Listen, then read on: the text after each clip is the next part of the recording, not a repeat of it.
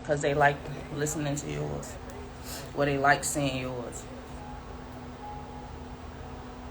Y'all know people been trying to get me to do readings for a minute.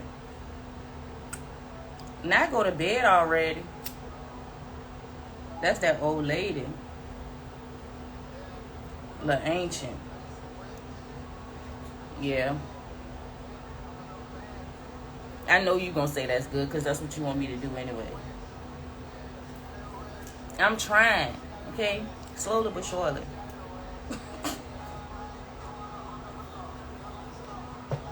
Now I got a straw today, like you. It does drain me. So there's certain things that come with tarot and readings that a lot of people don't pay attention to. Like you're supposed to cover your head and stuff for sacred purposes and to keep yourself from taking on somebody else's energy or somebody else's karma or things that may come through the read that may affect you.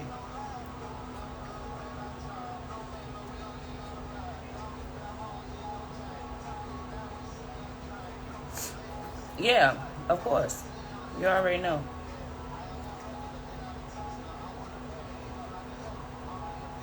Look at who in here. Look who decided to come in here. Gotta be because somebody else in here. Hey, Sugarfoot. I can't hear you. I gotta unplug this microphone. Can you hear me now? Hello? Okay, now I can hear you. Oh, alright. Now I can hear you. Look at the people coming in here because you in here. They sniffed you out. Hey, Ravine. What up? What up, Mo? Yeah, that's what I was just about to say. What up, Mo? How are you, Sugar? You ain't showing your face. So what you over there doing? I'm getting ready for tonight. Like, I just got out the shower, so I'm about to, get comfortable. And then I got, some company that's going to slide through for a little bit. And then I'm going to do the truth to drink, the real truth to drink tonight. And not the real one. Oh, that one, the real one last night. You got me drunk for no reason. All right. Yeah. So just prepare to do that again tonight. I don't got no liquor tonight. I drank all mine last night. I ain't get no bottle today. I didn't know it was a repeat situation. You didn't tell me that this morning. You're right. It's okay. I'm just gonna be in the middle. I'm just gonna come and ask all the questions that's gonna make you drink. That's okay. No, because we can do the other thing. I'll make sure. You be ready. But you have 3 already prepped. No, you're not ready to kill me. Or my pack. You're not gonna kill me or my pack, man. This gotta last. You gotta stretch that thing. 40, what up with you? I'm about to start this podcast. I always start by checking in. I said this subject is not that bad, so I could do it on TikTok, because normally I don't do my topics on TikTok because, yeah. Because you can't talk for real, because TikTok be TikToking. Yeah, and most of my titles would get me banned. Just what I put as a title. They'd be like, oh no. Get her on up out of here. Heavy on the razzle. Okay, light on the devil. All right. Heavy on the razzle. Now you a little dash of dazzle. Yeah, just a little dash, a little side piece of it. Well, hello there. Who is these new people coming to my Instagram live? Where y'all come from? Who sent you? What had happened? Well, I gotta blow dry my hair, so I'm gonna have to mute myself. So you want me to just get back? I'll get back in the comments. But I'm here. Or you can stay your behind right there. Oh, okay. That's up to you. If somebody else wants to join the conversation once I start, they can. Today I'm talking about generational curses. So yeah. Oh Jesus. Yeah. Oh. You ain't looked at the title. You just jumped in here. No, I just. Yeah, and I told you earlier. I know. That's a tough one for me. That's a tough one. It is for me too, but I'm here today. We're gonna do it today. Oh, I got you. Yeah. You got to get out here. I'm gonna be here to support. I appreciate it. I had my thing this morning. You know, girl was boo-hooing, snotty nose and everything. Need that again tonight. I don't need that to start before I start drinking. I'm in the car boo-hoo. Y'all gonna look at me and be like, is she crying?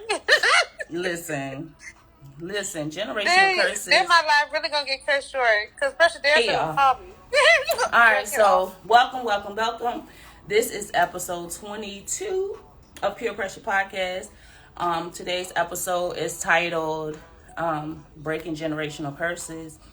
If you know anything about them, then you know it's not really an easy thing to overcome. It's not even an easy thing to even discuss. More of us are breaking curses daily and don't even know it. Like, you just are. Like, by doing different things, choosing a different pathway for your life, raising your children differently, not taking on those same rules and things that you know were possibly inhumane or unfair as a child growing up, because that's all your parents knew, but you chose to do better.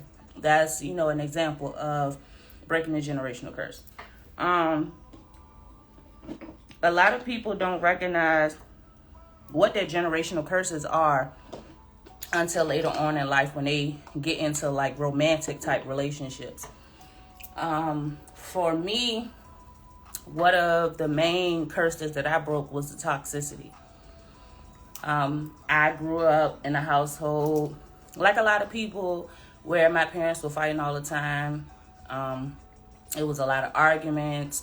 It was domestic abuse. It was emotional abuse. It was manipulation.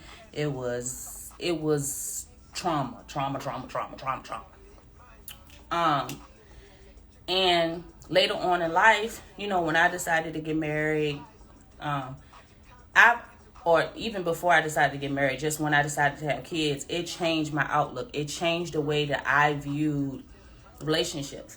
In the beginning, I felt like it was okay for someone to chase me or threaten me or to harm me. Not even harm me, but to make threats of harm, or to basically try to control me by threatening me.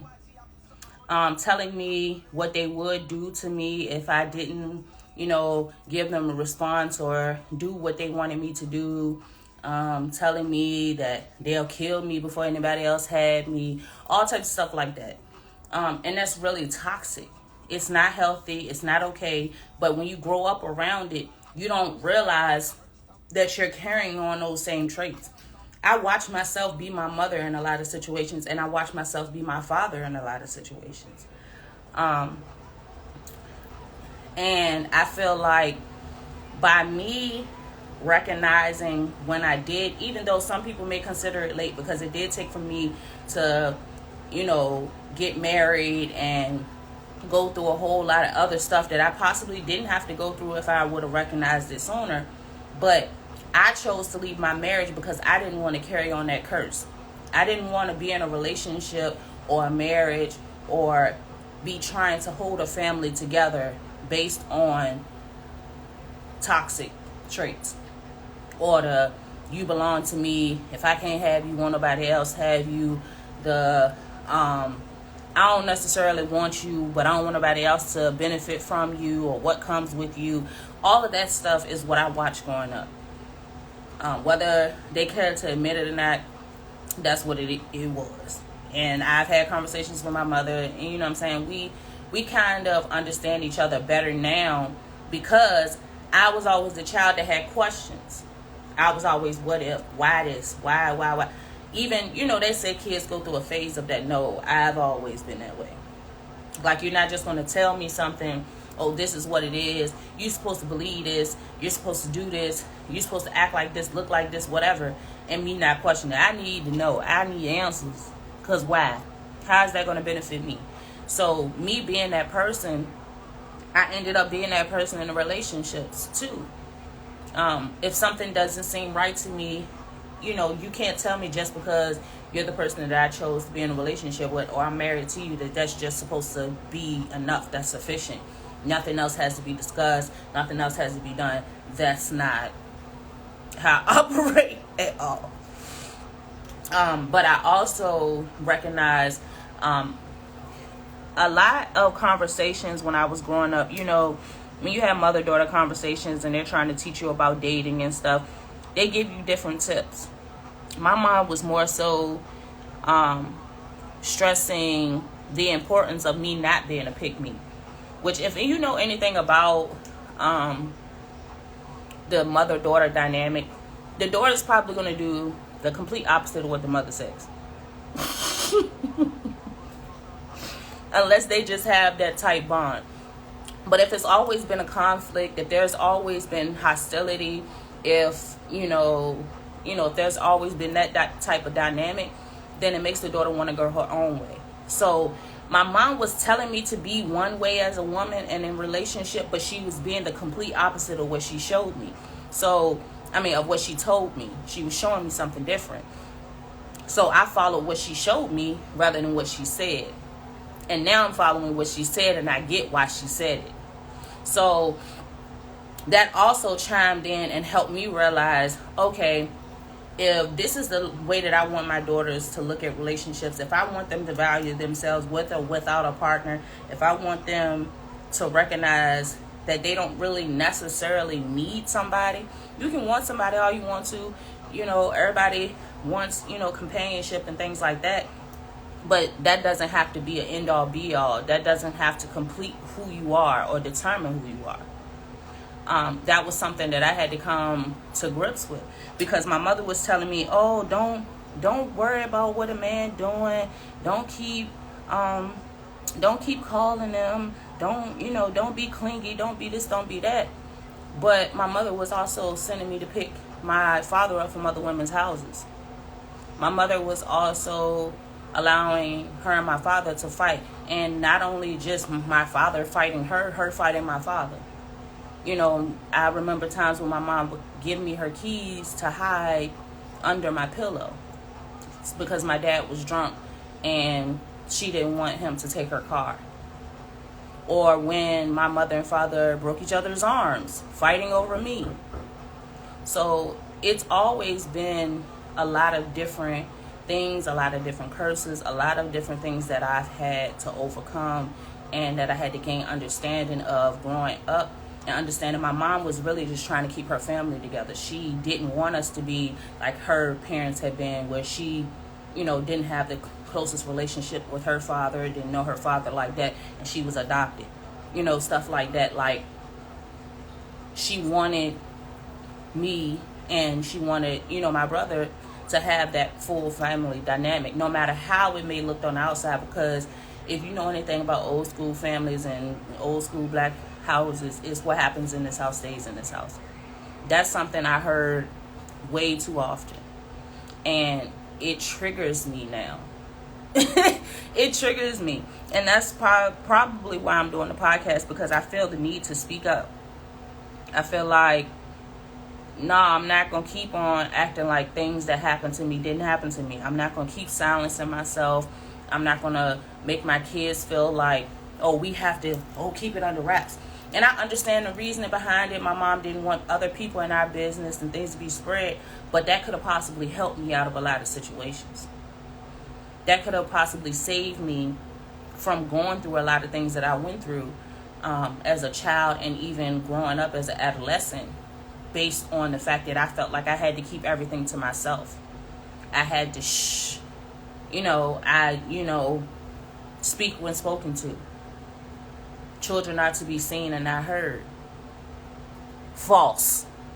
Generational curse that I break daily, all the time. I let mine know. Talk to me. Tell me how you feel. Even if you feel like it's gonna hurt my feelings, be respectful, but let me know how you feel. Because you value your value too.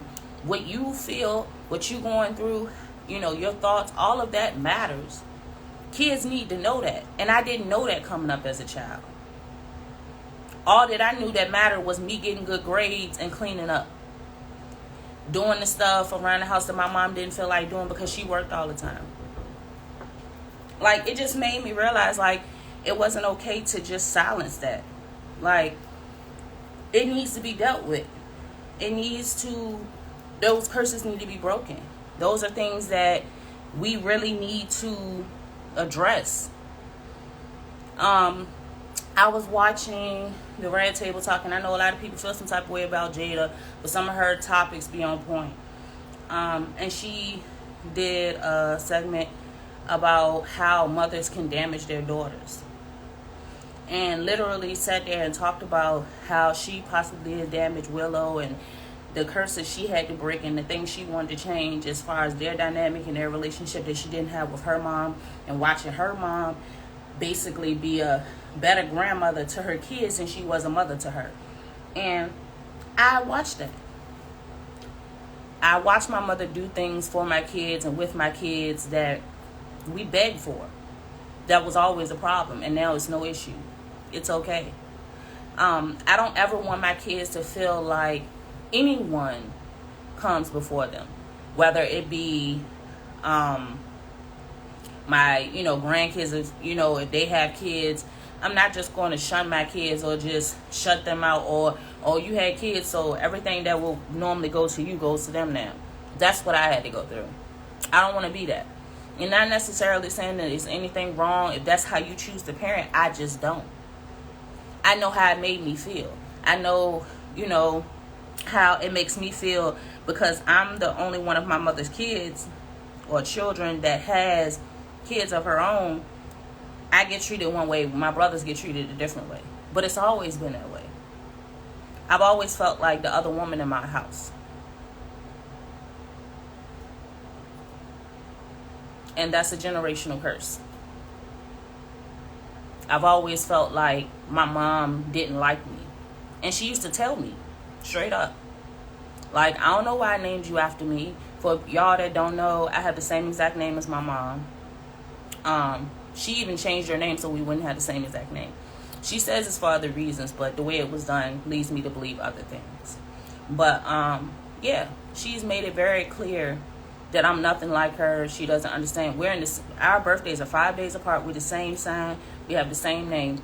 And she swears up and down I'm nothing like her, and I'm just like her in so many ways. Now she recognizes it, but coming up, it was, I don't know why we named you after me. You're nothing like me. You're not the same. You're not a real Taurus. You're not like those type of things. These are conversations that were had. Getting punched in my chest as I walk past my mom just because. And when you ask why, because you belong to me. That's abuse. That's not discipline. That's abuse. I refuse. My children are not my property. They don't owe me nothing but respect. And the only reason they owe me respect is because I give them respect. Yeah, that's what it felt like. When I graduated from high school, I graduated a year early with an advanced diploma and a cosmetology license. My mom took my diplomas and everything and told me she earned those. And then she got put out of her place and lost them in storage. So in order for me to get a certified copy of my diploma, I have to pay because I had a special seal and everything. But she earned it. I didn't. I didn't go to school every day and bust my behind. I wasn't doing them projects and all that stuff by myself. No, she did that. That was her. So, it's things that I had to address in counseling. Like, it even came to the point where my counselor asked for my mom to come in and she refuses. She's still not willing to accept certain things. She's still not willing to acknowledge certain things. Certain things didn't happen. We don't talk about it. Leave it where it's at. All of that. So, sometimes you have to learn how to heal without an apology. You have to learn how to forgive someone who isn't sorry, who doesn't feel like they need to be forgiven, who doesn't see the wrong in their actions. And it's rough. It's hard, y'all. That's hard. A lot of things that happened to me and, that I was around, I had no business being around. But I was. You know what I'm saying? So,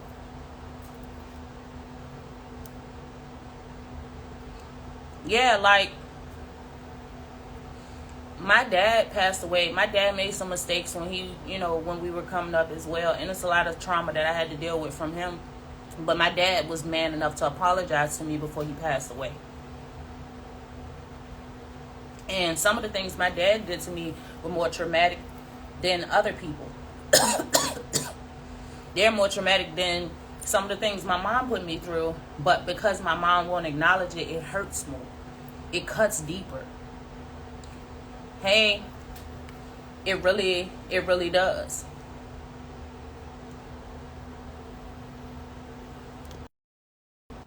Sorry, y'all. I meant to be screen recording this whole time. Sorry.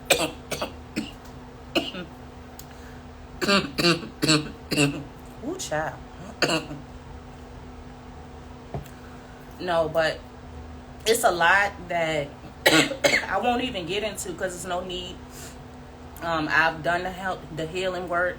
I've been through counseling, therapy, all of that stuff. I've really it is. I've really made a way for myself to get past a lot of things because I didn't have a choice, because it was really tearing me down. I was jumping from one relationship to another, not being happy in any of them because I didn't really know who I was, because I didn't want to be like the woman that didn't like me, and I didn't want to be like the man that was with the woman that didn't like me because of the stuff he did, and I didn't want to be like the woman who birthed the woman that didn't like me because my mom's main thing was, you act just like your grandma. She has issues with my grandmother. So they have a lot of issues. Yeah, it was always told to me that my grandmother was eccentric. She was a city girl. She was a city girl. Now she all holier than thou. She locked up. Everything is spirituality and all of that. But she was outside. My mom raised her brothers. So when I started getting older and we started having real conversations, and I started recognizing it's because you have trauma that you haven't healed from, still to this day. Now, you've prayed about it and you've probably forgiven, but you haven't healed.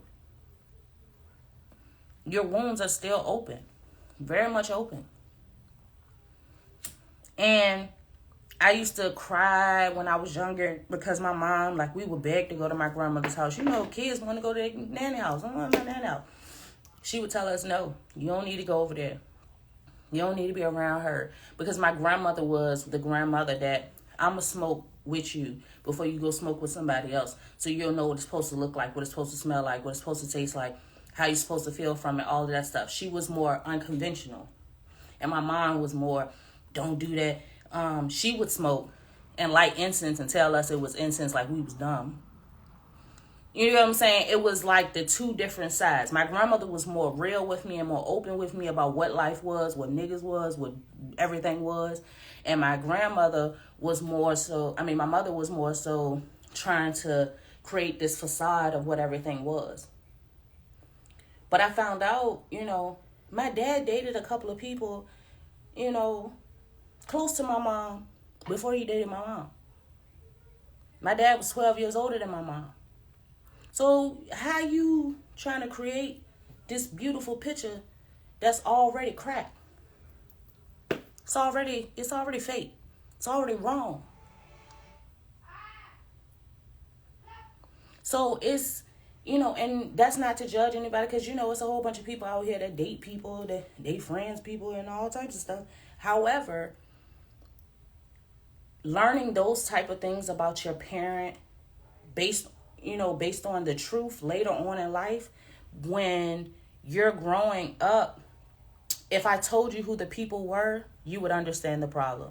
But that's not for Pure Pressure Podcast. But you can't, you can't pretend that everything is okay. You can't, teach your children to think this way and act this way and all of that, but you're doing the complete opposite.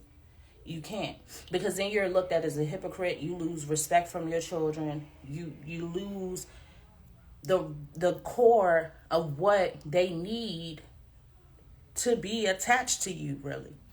Because if your child doesn't respect you, yeah, ain't too much to that relationship. If your child can't trust you, not too much to that relationship.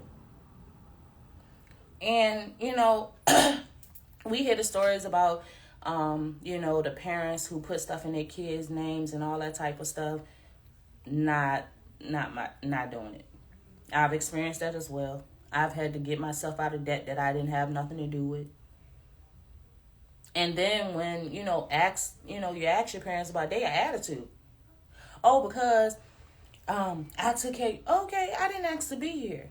I watched a video on TikTok where it was a young lady speaking, and she was saying, giving advice to parents, from children, like from kids.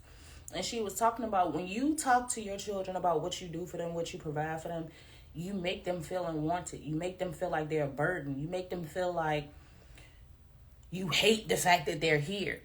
And I catch myself sometimes, don't get it twisted. I have caught myself, even since seeing that video, and I have to stop myself and go back to my kids and apologize. Because I don't want them to feel like mommy doesn't want to do the things that she's doing. I'm doing them because I want to do them. I love you.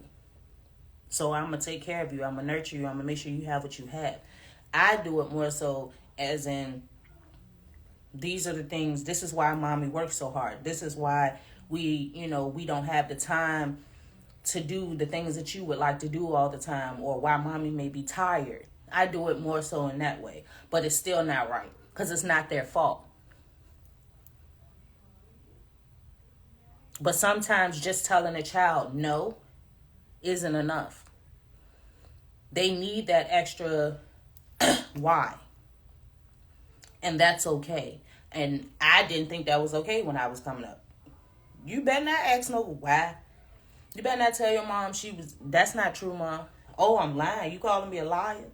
All of that. If you wrong, you wrong. If you lied, you lied. If that's not what happened, it's not what happened. But ain't nobody ready for them conversations. So everybody is still doing the same thing, in the same patterns. And then if you choose to raise your children differently than what you were raised, a lot of times you get flack from the elders in the family. You get, if you view yourself differently and you feel comfortable with carrying yourself a certain way, you feel comfortable with having your kids exposed to certain things or not exposed to certain things, then it's, oh, well, you weren't raised like that. Okay, and what if the way that I was raised wasn't correct? Who said that the way I was raised was the only way?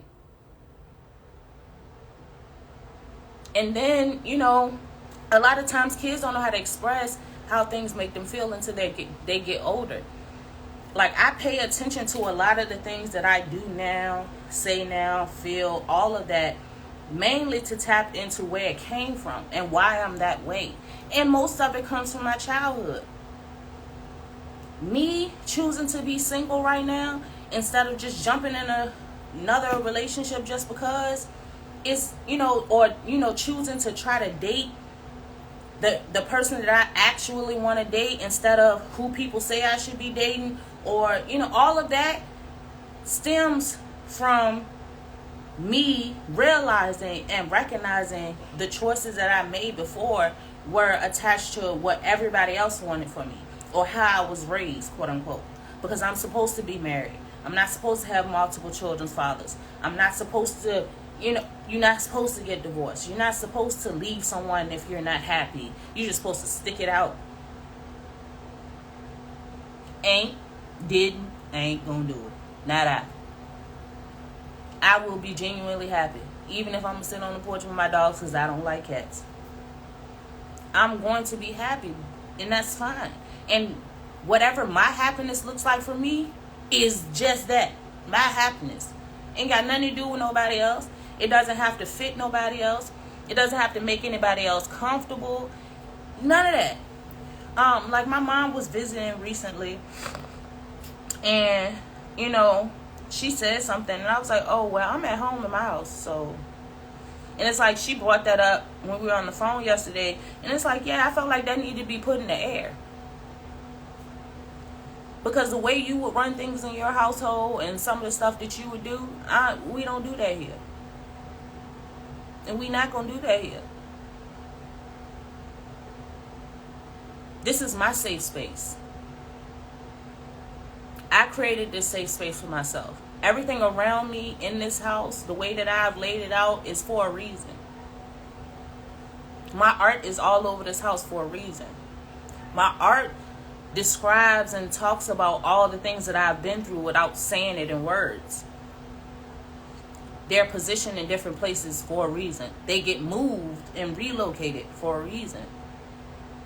Some paintings have been taken down and given away or sold because they no longer hold that significance. I've healed from that.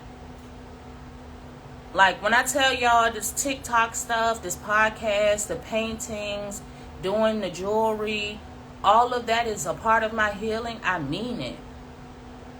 That's a way for me to release things that I can't talk to other people. Memories that pop up in the middle of the night that I don't even remember where it came from. Traumas that I'm unlocking. They're in my art. Because when I didn't do it, I was losing it. I was snapping out for no reason. I was upset with my kids for no reason. I was upset with my partners for no reason. I wasn't completing things that I knew I could be completing. I went through, I enrolled in school 4 times before I got my first degree. Well, my second degree. Like, not completing things because I would get anxiety and didn't know how to deal with it and would just shut down from everything. There are a lot of things that people wouldn't get or wouldn't understand just from looking at me. You know what I'm saying? Being cute and dancing and posing and all that stuff is fine. It serves its purpose. But that's not who I am. That's not to the core of me. If you have a conversation with me, that's not the person you're going to get. That's not what you're going to receive from me. What you receive probably will shock you. It might shake you up. How you looking at some stuff differently. Looking at yourself differently. Checking on, wait a minute, let me get this together because that energy was different. I need to. I'm told this all the time. But it wasn't until I really got to the point where I was owning me. Where I was recognizing, hey, you don't have to act like that. You know that, right? You don't have to say that. You don't have to express that. You can let that go. It's okay to let that go, y'all. Y'all know that, right? I don't care what your mom was, what your daddy was, wasn't, could have been, should have been, what your grandma said, auntie said, uncles, cousins, brothers. I don't care. That does not have to be the life that you lead. That doesn't have to be your story. You don't have to carry that curse. You don't. You can choose to fix it and make it different for generations to come. You can. And it's a lot easier than holding on to it. I promise you. It's lighter. It don't weigh as much. You can smile without pretending. You can cry without being ashamed. All of that is a part of it. And it's necessary and it's needed at this point. If y'all pay attention to the state of the world, how people are killing people left and right for no reason, just because they can, we gonna walk through this parade and just... They need to heal. People need to heal. Like, I look at a lot of different things a lot differently than most people. Y'all know I'm not traditional. I don't really, but one thing is for sure. Excuse me. One thing is definitely for sure. God carries us. God does nothing by mistake. Nothing is, oh, we just gonna sprinkle it. I tell people this a lot, and because it was told to me and it was shown to me. Things happen for you, not to you. The things that you think are your demise and, oh my God, woe is me, why this had to happen, I can't believe this is going on, I can't believe it got carried on this way. Those are normally the things that make you who you need to be for where you going or where you belong. Because some people don't make it there to where they need to be and where they belong. They don't make it because they're not doing the work. You can't keep concealing it. You can't keep pushing it under the rug. And it's not just girls, it's boys too. The men that are being touched that ain't talking about it. The men who parents or, dads or uncles or whatever felt like, oh, you 12, you need to get your stuff wet. It's a curse. And then they hypersexualize and they got 17 baby mamas and they don't feel entitled to take care of none of them. Or who was touched by a male in their family, so they feel like they got to go have sex with as many women as they can to prove that they are a man. It's a curse.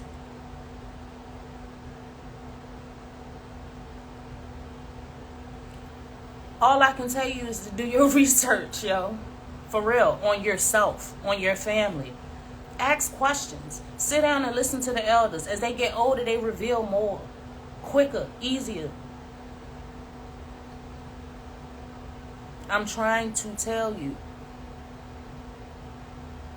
And it's not, like I said, it's not something that's just going to come so easy and it's just going to roll through and you ain't, no. When you're healing, when you really healing and actively healing, it's ugly. That thing ugly, it hurt, it sting, it burn. All that. If it don't do all that, you ain't doing it for real. You ain't doing nothing for real. For real. Like if you ain't crying and snot nosing and losing your mind and losing sleep, waking up in the middle of your night, in the middle of the night and having these vivid dreams that you can't explain and all that type of stuff, then you ain't healing, baby. You playing with it. You ain't healing, though. Healing is ugly. Letting go of generational curses is ugly. Letting go of that pain and frustration that you've been carrying for your ancestors, for your heritage, for your bloodline. That thing hurt. Because sometimes it almost makes you feel disassociated. It makes you feel like you don't know who you are. But really you're discovering who and what you really are. And not what that trauma made you or what that trauma could make you. I don't blame anybody for anything that I went through. I don't. Because it's up to me to decide whether I'm going to carry it with me or pass it along to my kids, or if I'm going to fix it, if I'm going to work on it, and I'm going to work on it. It got to go. It's not going to mine. It's not. None of it. None of it. Mine will know it's okay to be free and to be happy and to have what they deserve. Because they deserve it. For real. I speak life over and into mine every day. And those attached to me as well. If you know, you know. I didn't expect today's podcast to be long, y'all. It's never long when it's just me. It's never long when it's just me talking my shit. But this is a subject that I had to tap into. I had to acknowledge it. I had to recognize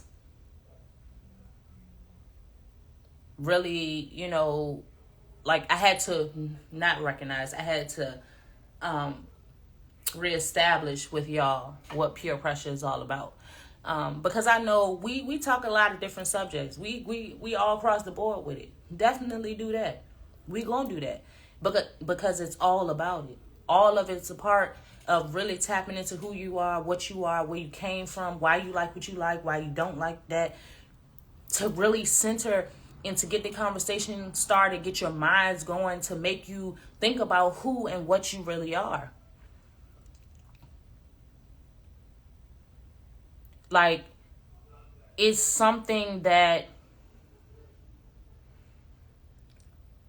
I feel like at this point, because of everything that's in front of us, we ain't got no choice but to acknowledge it, y'all. We don't have no choice but to work on it. Because if you're not feeling like you need to fix your family right now, if you're not feeling like you need to love on your kids right now, if you're not feeling like you need to grow your own food right now, if you're not feeling like you need to start your own business and work for yourself right now, take care of your own health, your body, and all that stuff right now, then you're lost. And you're giving them exactly what they want.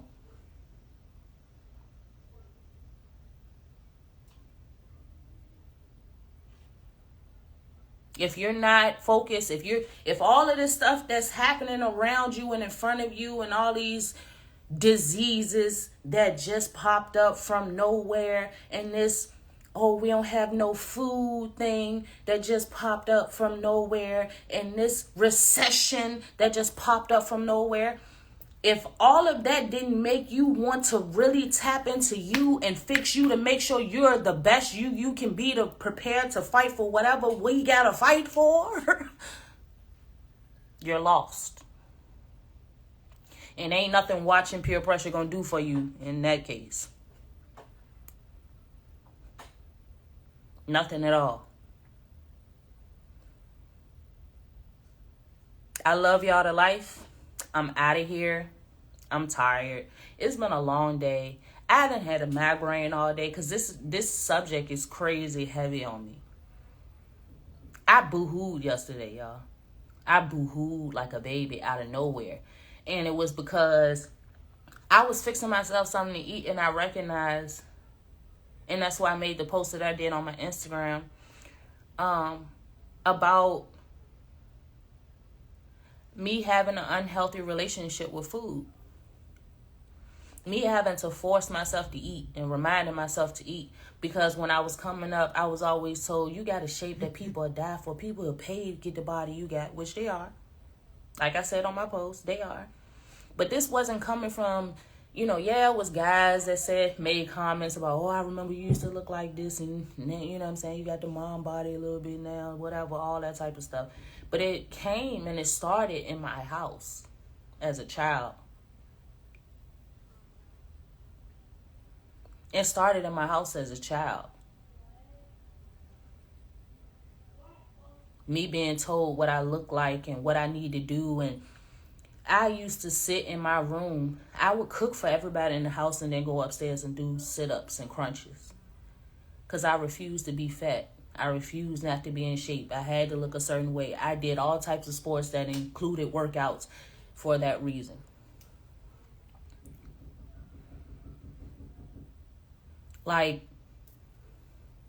And I later realized it was because the people that were saying that to me never had my shape. Never looked like I look. It's a curse. Fix it before it take over. I'm telling you. I've been working on this eating thing for the last couple of months, and I'm really seeing a difference. And I ain't gained a little weight back. I don't care. Don't care. Love me. Do. For real. For real now. I will see y'all next week. Same place, same time. Later.